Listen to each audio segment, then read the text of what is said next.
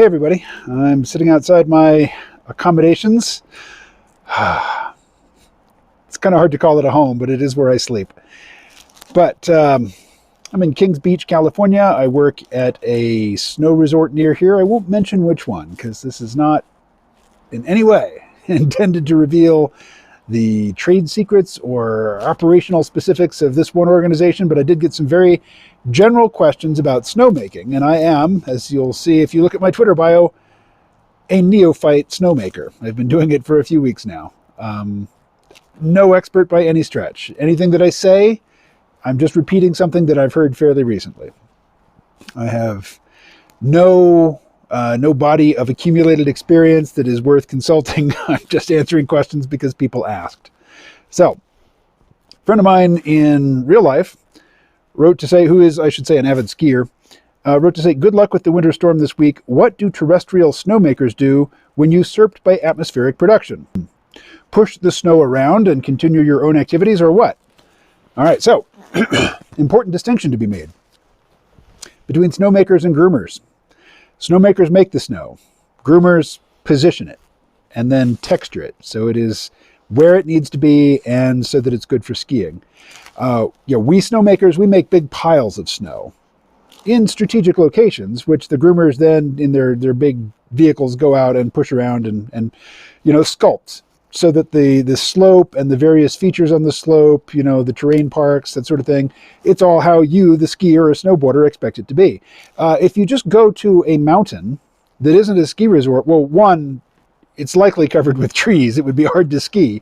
And two, even in a place that gets lots of snow, the snowfall is not going to cover the mountain evenly, and it's certainly not going to cover it in such a way that it's going to make it just this spontaneously nice place to ski. Ski slopes are manufactured artifacts. Now, they're manufactured in a place where they can be manufactured, which is to say places that are cold enough for, long stretches of the year. Ski slopes are where they are because that's where you can create them, but they're not naturally occurring by any stretch. So what do snowmakers do when Mother Nature is providing lots of snow? Well, we make more. That's what we do. So the thing to know about snowmaking and snow is that the stuff that falls down from the sky, you've heard of, if you're a skier, you surely know what a powder day is. And I'm not a skier, never skied once in my life. I'm thinking about taking some snowboarding lessons while I'm here, but not during snowmaking. Not during snowmaking. I've got too much, it takes too much out of me. I have nothing left for skiing. But the stuff that Mother Nature provides, when it falls on top of the snow that's already there, and it's light and fluffy and dry, that's a powder day. That's powder. The stuff that falls down from the sky, particularly the stuff that you'd call powder when it accumulates, is this delicate crystalline structure with these long, lacy arms. Very pretty. We remember in elementary school folding up construction paper and cutting it in certain ways and creating snowflakes. It's like that. The stuff we make as snowmakers, I've heard it described as more like Lego blocks. It's dense. It's got a higher water content. It's not so filigreed and delicate. It's basically blocks that you build with.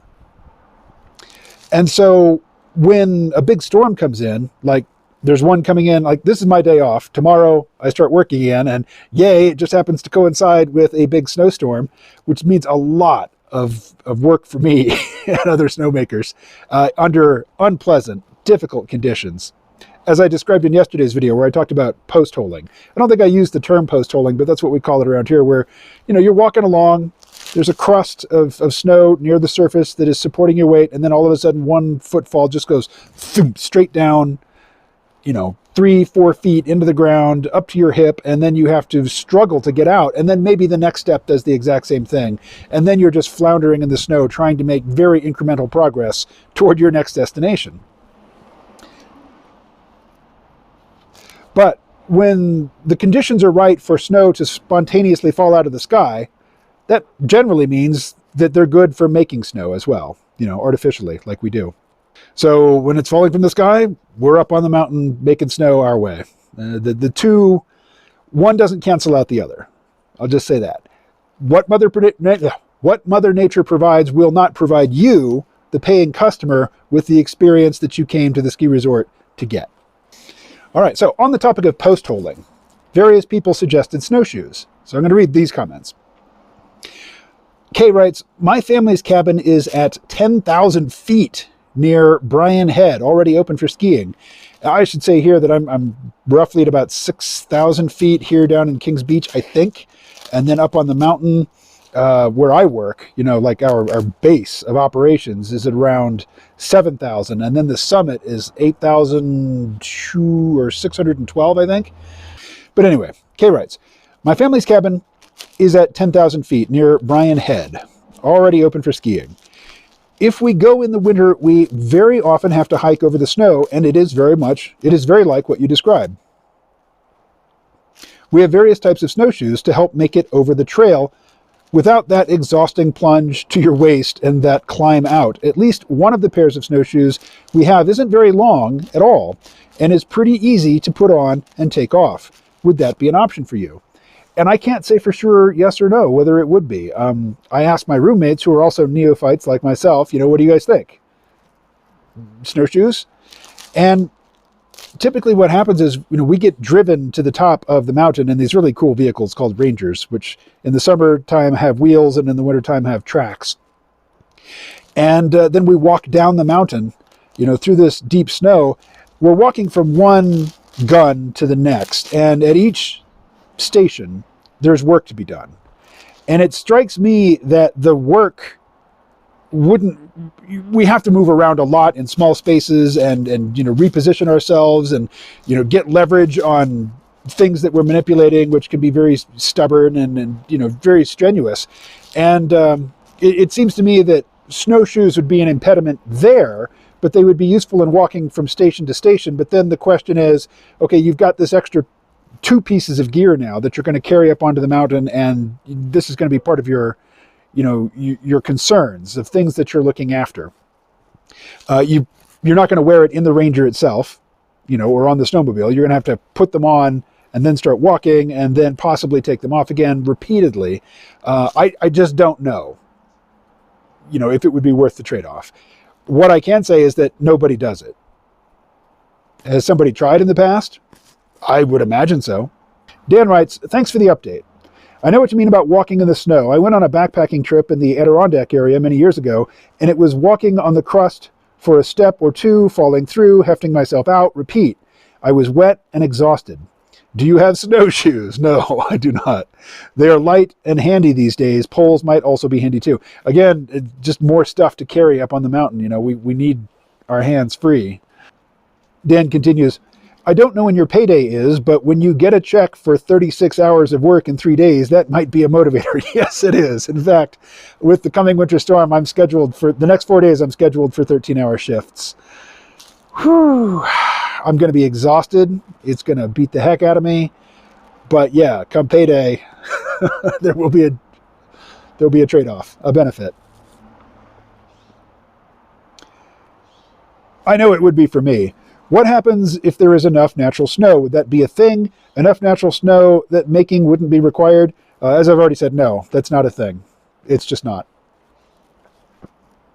And in fact, when, Mother Nature provides lots of natural snow, that means we're working extra hard and in challenging conditions, because when big fat flakes of snow are falling, thick, it's really hard to see. And I'm up on the mountain at night. So, I'm wearing a helmet with ear protectors on and a headlamp, and that headlamp is just going to illuminate the snow that's right in front of me. So yeah, natural snow is a blessing. It certainly does. This year we've gotten a lot of it. It's going to help us open the resort, to paying customers on time. So, it's something to be desired. It's something to be grateful for, but it also brings with it a lot of pain. Parker writes, hey, KMO, I'm curious about the soundscape up there, the ratio of loud machines to nature sounds. I imagine there are some in-between times of quiet. On your video at the lake, I heard birds in the background, but since I just know East Coast bird sounds, I did not know what they were. There is a free app called Merlin now that can ID bird sounds in the field. I'm curious what it would say is about. I think there's a missing word there, but I'm not sure. Sonic environment's an interesting question. As I mentioned, whenever I'm riding in one of those Rangers, I'm wearing a helmet. And I don't take it off when I'm working because, well, I've gotten hit in the head by numerous things. That helmet has saved my bacon repeatedly. So yeah, it's just part of what I wear. And part of the helmet is ear protection. So riding around in the Rangers, they're pretty loud. Like, I'm surrounded by loud machinery. Their indoor spaces are very loud because of compressors and other types of machinery. But then every time I'm going anywhere on the mountain, it's in a very loud vehicle. And then the snowmaking guns themselves are very loud. So yeah, I'm always having to use ear protection. But every now and again, I'm in a circumstance where, there's no guns that are loud near me, and I take the ear protections off. And I have to say, I'm really caught up in my own head and in my own thoughts in those moments, and I'm not paying much attention. The first day I was on the mountain, I did hear some coyotes, and this was during the day, and they seemed really brazen, really close. But I don't, like, the only wildlife I ever see on the mountain are deer, and they don't make any noise. There's an airport nearby, but it's for rich people, and, it's an airport you most likely will never fly into or out of. And there's not much traffic there. Like, I never see planes on the runway, but every now and again I will hear, I'll hear one taking off or landing or flying overhead. We get, I don't know how surprising this should be, but to me, a surprising amount of military aircraft traffic.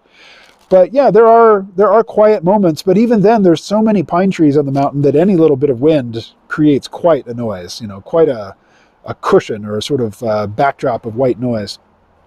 But again, in these instances, I'm often, rehearsing conversations these days. Fortunately, not arguments with people, but conversations I'm hoping to have, or replaying ones that were pleasant in recent memory, or I'm just imagining things, or I'm wondering how it is I'm going to accomplish what needs to be accomplished in in the next few minutes. So I don't notice. For the most part, I don't notice the sonic landscape. Right now, I'm down in Kings Beach, so I'm right at the level of Lake Tahoe. Lake Tahoe is like a couple hundred yards that way. And I don't know what the elevation of Lake Tahoe is, but here, I'll put it on screen. But as you can probably hear in the background, there's quite a few cars going by. Down at the lake, it's fun. Sometimes the lake is like glass, like there's no wind, there's no waves, there's very little texture to the water. And other days when there's a wind, there's white caps and there's the sound of waves hitting the shore. There's ravens, certainly, but you probably would have recognized the sound of a raven if that's what you were talking about. We've a few seagulls, some ducks, Canadian geese, but probably the birdsong that you were talking about was some small bird that I don't even notice because it's the big ones that are going to catch my eye, and they're the ones who rule down by the water. But I'll stop there for now.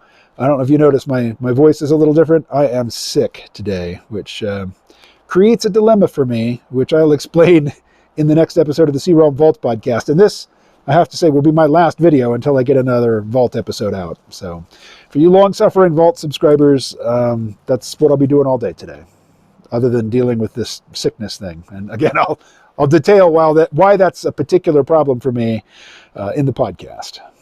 All right, I'm out. Talk to you soon. Thank you for your questions. Be well.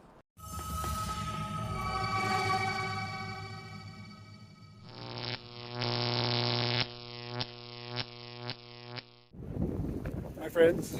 This is a snowstorm.